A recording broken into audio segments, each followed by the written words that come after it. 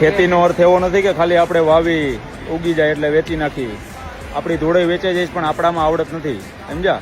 આજે કેવી વસ્તુ તમને બતાવું છું. ધૂળ તો નથી પણ જો આ છે ખાતર અળસિયાનું. એટલે આમ ગણો એટલે ધૂળ, આમ ગણો એટલે ખાતર, બરાબર? આ બધા એના પેકિંગ છે, વેચવા માટે સ્ટોલમાં છે.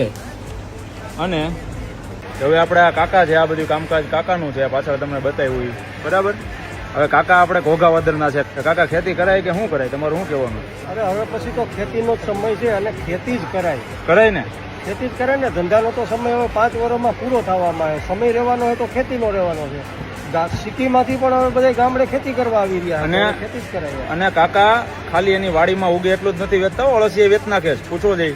હા, આપણે કૃષિ જીવંત વર્મી કમ્પોસ્ટ તાલીમ કેન્દ્ર, ત્યાંથી પણ આપણે અળસિયાનું વેચાણ કરીએ છીએ, વર્મી કમ્પોસ્ટનું વેચાણ કરીએ છીએ, મિક્સ ફોડનું વેચાણ કરીએ છીએ, વર્મી વોશનું વેચાણ કરીએ છીએ.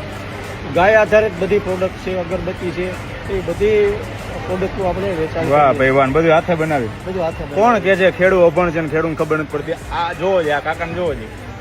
ભાઈ કરો આવું કંઈક નવું કંઈક વિચારતા જાઓ. ખાલી ખેતીમાં ભેગું નહીં થાય. આપણી ધૂળે આપણાથી વેચાઈ જાય. એક ભાઈ મેં બીજું એક અહીંયા માર્ક કર્યું છે કે અહીંયા ઓલા કુંડા હોય ને, કુંડા સિટીમાં જમીન હોય એટલે કુંડા રાખે.